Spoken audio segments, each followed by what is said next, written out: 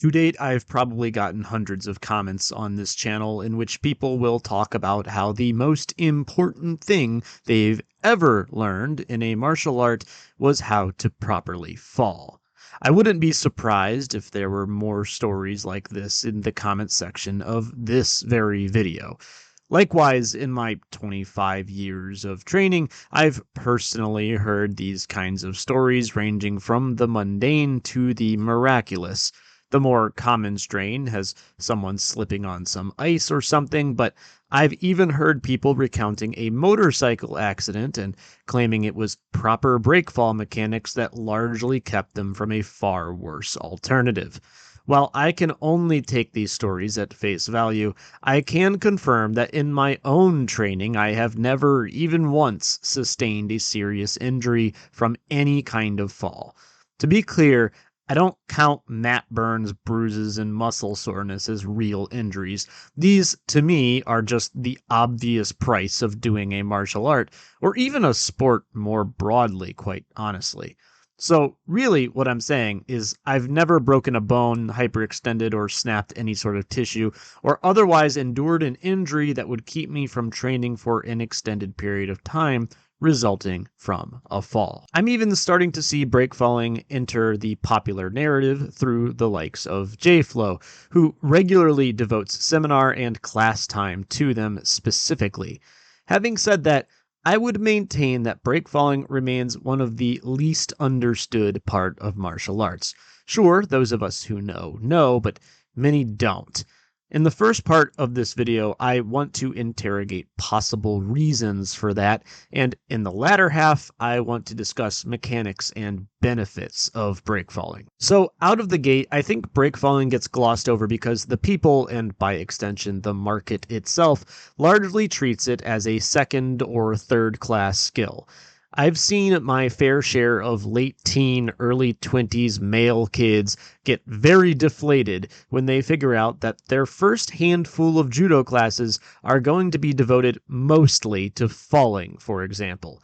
It is a tough sell to people who believe they are coming to class to learn to fight or compete, and then you have to tell them that actually we're going to teach you how to lose in a technically correct way, and I do think that is how a lot of novice martial artists understand breakfalling.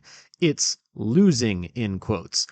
I can sort of sympathize with this too, with some of the skepticism at least.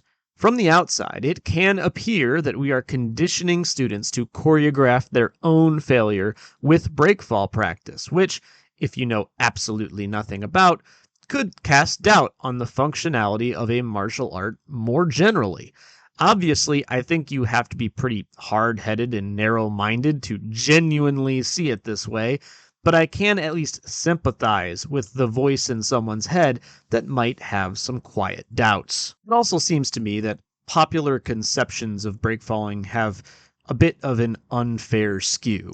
There is a famous Danaher quote that gets passed around that goes something like, "Falling body weight causes a disproportionate number of injuries in grappling." I've actually heard people who do not even train anything saying this as of late without even knowing who said it or from where it originates. These are just people who like to watch combat sports. The thing is that this quote is almost always taken out of context. What Danaher is referring to in the sourced clip is falling body weight that stresses the joints of the other person. He is specifically referring to jumping guard, jumping into a scissor sweep, and similar type stuff. This isn't something he is wrong about either. This is why many of the exact same things are banned in judo, including wakigatame, for example. Throwing uncontrolled body weight onto a joint is a recipe for injury. But he is not talking about throws more generally. I want to stress that again. He is not talking about throws. If he were, no one would practice takedowns at New Wave, and we know that they are. This includes takedowns like single legs, but also takedowns in which both feet come off the floor like an overhook Uchimata. He has not banned these things. because these things are not inherently all that dangerous in the wider scope of grappling, in the same way that falling on a knee might be. And I know a common retort to that is, oh, well, obviously, just by its very nature, throwing and taking a fall is inherently more dangerous than just sitting down and pulling guard or not doing any throws whatsoever. Which, sure, but that's kind of the point of the break fall, is it not? To directly address the inherent danger of taking falls. You have to learn it in order to mitigate it. People just want to skip that step in this argument for whatever reason. Actually, I know the reason. The real puzzle with this quote, I think, is the fact that it gets accepted in its out-of-context form so uncritically. Now, we could hand wave it and say martial artists don't exactly have a great track record in the arcane crafts of research and due diligence. Indeed, a quick YouTube search and the original video is available for anyone to watch. But I think the actual answer here, that reason that I alluded to earlier that I already knew, is a lot more primal than that. I'll just say the quiet part out loud here. I think an overwhelming number of people are frankly just afraid to fall. Grown men, who overwhelmingly make up the primary martial arts demographic, generally do not like to be reminded of their capacity for fear. So the Danaher quote is very much like them being thrown a bone, and it sounds all too rational. Falling body weight causes a disproportionate amount of injury in grappling. So I suspect a lot of people have a quiet sigh of relief. They are wiping the sweat off their brow. Thank goodness everyone knows that it's dangerous, so I'm not going to have to practice that stuff because I'm afraid of it. In truth, the two things that I've seen cause the most injuries over the years are people acting like idiots. I'd categorize the aforementioned band techniques like the jumping scissor sweep into this first group, and fear. Fear is the second biggest thing that causes injury. Because I've seen adults who are already intermediate level martial artists do exactly what they've always been told not to do when they are surprised by a throw. They try to post on the mat or drag the thrower down with them. Why do they do this? Generally, because they're afraid. Breakfalling, though, is a lot like swimming or learning to swim. If you're stiff and afraid, you panic, use energy inefficiently, and you inevitably start to sink, which then, of course, at least in swimming, starts a bit of a death spiral because then you panic more, and then you're even more stiff and you start sinking faster. In the last 5 years or so, I've been a big proponent of stretching and deliberate breakfall practice, specifically as an antidote to this problem, because so much of breakfalling is technical, but I would say more like 75% of it is mental. I've had people online and in person swear up and down that a stretching routine and deliberate practice of breakfalls is not enough. But what I've historically discovered is that people assume I mean stretch before class and warm up with breakfalls. This is not what I mean. What I mean is something more like you should really stretch for an hour or more a week and have at least one class a month or so completely dedicated to breakfalling on top of preparatory routines for classes proper. I've regularly been met with scoffs and "I don't have time for that" by people who hit the gym 3 times a week and are probably dropping 5 hours of screen time onto their phones regularly.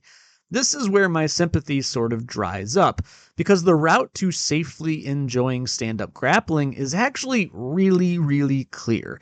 And it's conditioning your mind to not panic, it's stretching, and it's having a really good grasp of technical details of the fall. That way you're confident in your falls and you don't really have to consciously think about them. But for a lot of the critics, it actually isn't about anything other than preserving their status quo, I think. These are also the same group of people who will get injured and then whine about it. It's the classic, you can lead a horse to water, but you can't make him drink scenario. And also, keep in mind, I'm not suggesting that you need superhuman flexibility and mobility. Actually, I'm pretty inflexible on my lower body.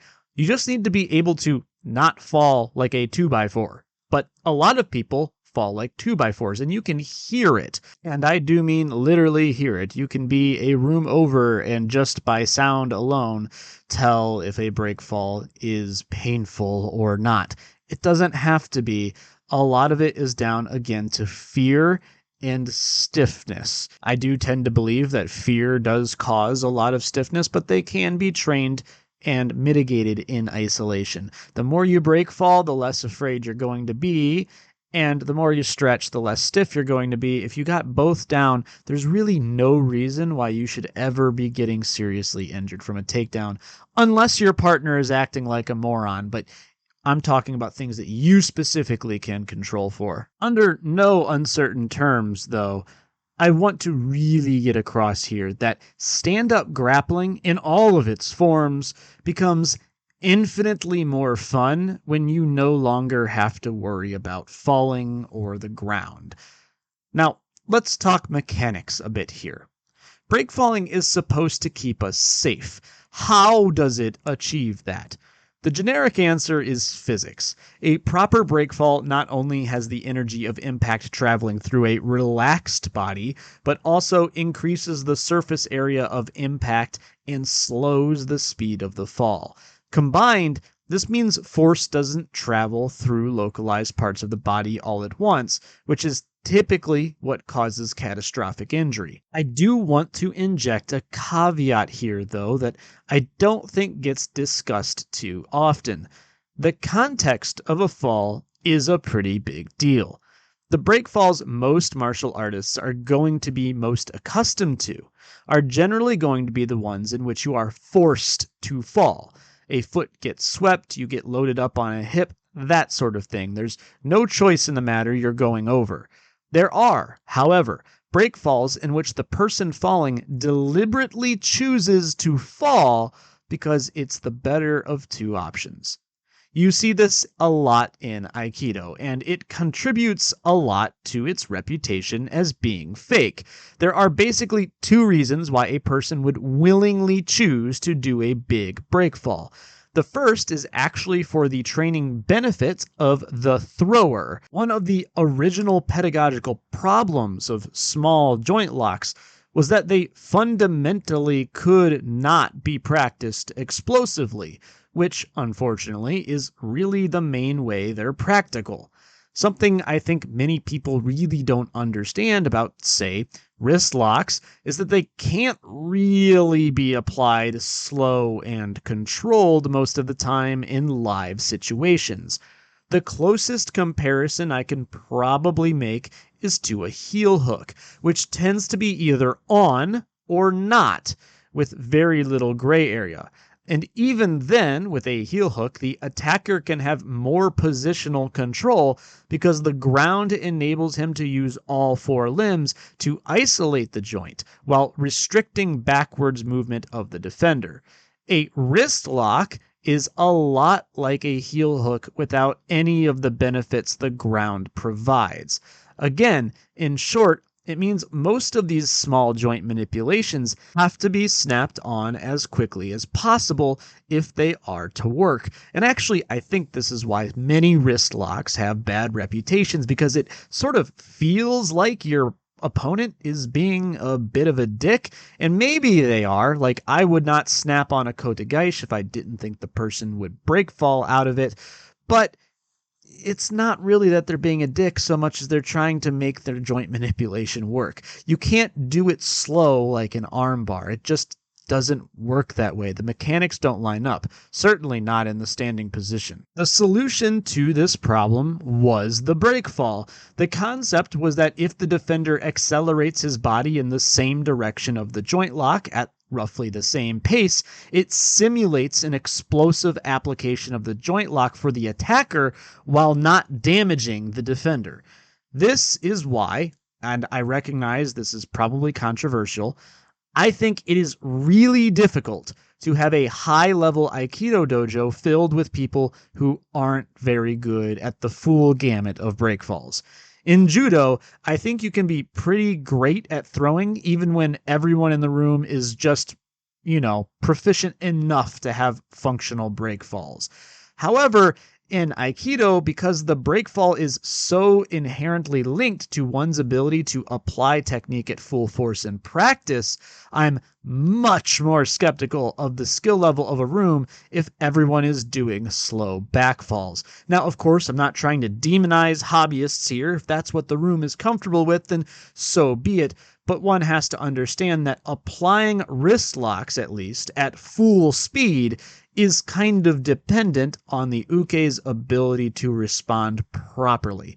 Because you can't just rip it on somebody who's standing there stationary. If you do, that person might actually be out for a couple months while their wrist heals. That's actually what the joint locks were originally for back in their oldest form.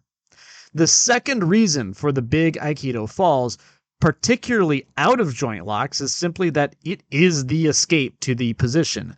I'm going to use heel hooks again as an example. The common defense to a heel hook is to begin to roll laterally and spin out to alleviate pressure. The thing is, we don't say that the heel hooker is forcing the defender to do that. In some sense, he is, because it's the rational defensive response. But in terms of pure body mechanics, it isn't as if the heel hook itself is forcing the defender to begin a roll. Another example might be a wrestler doing a Granby roll to escape the ref's position. We wouldn't make the claim that the wrestler on his back is somehow throwing the Granby roller or otherwise forcing that movement to happen through body mechanics. It is a deliberate defensive maneuver on the part of the person doing the Granby. A lot of Aikido breakfalls are running the same mental math. If you're presented with the dilemma of a demolished joint or safely falling into an admittedly inferior position, usually the latter is the better outcome. You can wrestle up or something, but if you break your hand, you can't punch with that anymore. You might not be able to grip with it. It's gone. The fall is generally the better of two options. Therefore, the breakfaller deliberately chooses to go over. However, in defense to people who might have misunderstood this in the past, I think sometimes Aikido people, myself included, get a little lazy with nomenclature and end up talking about joint locks as if they are throws when they really aren't. Some are, there's some gray area there, but most, I would say, are not actually throws or really even takedowns. It's just that going to the mat one way or the other is the superior choice to make when the alternative is a hand or joint that probably won't be usable for the rest of that fight and maybe even a couple weeks or months afterwards. Finally, I want to point out a few benefits to breakfalls that are seldom spoken of. The first is just reiterating something I mentioned before. Stand-up is genuinely so much more fun when you're at least passable at falling. I've known guys that absolutely dread takedown practice, but it's always been my absolute favorite part of martial arts. I love taking falls. I love throwing people. I've taken falls outside. I take falls on the beach. I've trained with people who are old school and hardcore here in Japan. They just train in parks on cliff sides, and there are no tatami, but you are expected to take break falls. It doesn't make the pain go away, but it does mean you can wake up tomorrow and train again if you wanted to. It makes training so much more fun. I really can't overstate that. Second, it is going to help your recovery time, which I just sort of alluded to. It means you can train more and you can get better faster. I think this is really a slept-on piece of things. When I was training full-time, I was literally taking a couple hundred breakfalls a class. Not only were sessions 2.5 hours in length, but there was also always free practice after those sessions, and I would usually stay for another hour or two. My normal routine was to approach every single senior student and take breakfalls from them until they got tired. My goal was always to out-cardio the thrower through good ukemi. When one person would tire, I'd just move to the next and the next. But even doing that, I was still able to show up for classes 2 times a day, 6 days a week. Now, sure, I was 8 years younger, at least at the time of posting this video, but honestly, if I were given the same opportunity to train like that on that schedule today, I would take it in a heartbeat. I am absolutely ready to do that again if I could somehow line it up. So it's not really an age thing. It's just I'm confident that my breakfalls are more than good enough to carry me through that kind of training regimen again. Now, one day age very well may catch up with me, but I'm nowhere close to that at this point. And lastly, being a good uke, being good at breakfalling, enables you to study throws in reverse. A fun fact about Japanese martial arts is that it used to always be the teacher who took the falls for their students because he was able to put himself in the correct position and basically model the ideal shape and mechanics of a takedown. This changed for a whole bunch of reasons, but probably on accident. The modern environment in which everyone takes falls means that everyone is essentially being groomed to quote unquote teach. When you're good at break falling, you don't have to devote conscious thought to falling mechanics in real time. You can focus on the other person's mechanics and come to a deeper understanding of that particular technique yourself through doing so. In fact, of the throws I know best, I can basically shadow throw myself without a partner because my body just understands how it should feel both on the receiving and delivering end of that interaction. In my experience, that sort of in your bones understanding of martial arts is pretty rare among hobbyists, but getting good at falling can really help develop it, and develop it quickly even. Not to mention that at the end of the day, being able to think about the throw itself rather than the fall is sort of like mentally doubling your repetitions in a given session. It's just efficient. It, again, is going to make you that much better, that much faster. To leave you with some final words, I will openly admit that breakfalls are not a cure-all for everything. For example, to get good at breakfalls, you pretty much just have to accept that you're going to take several bad ones, actually more than several bad ones, as your skill gradually increases. There's no such thing as coming in and being good day 2, which means you're going to get a little roughed up, and you just have to accept that. That's why I think being mentally prepared is so much of what being a good uke really is. It's being able to just jump into the water, to use the swimming analogy from earlier, rather than perseverating on all the potential dangers of what could happen.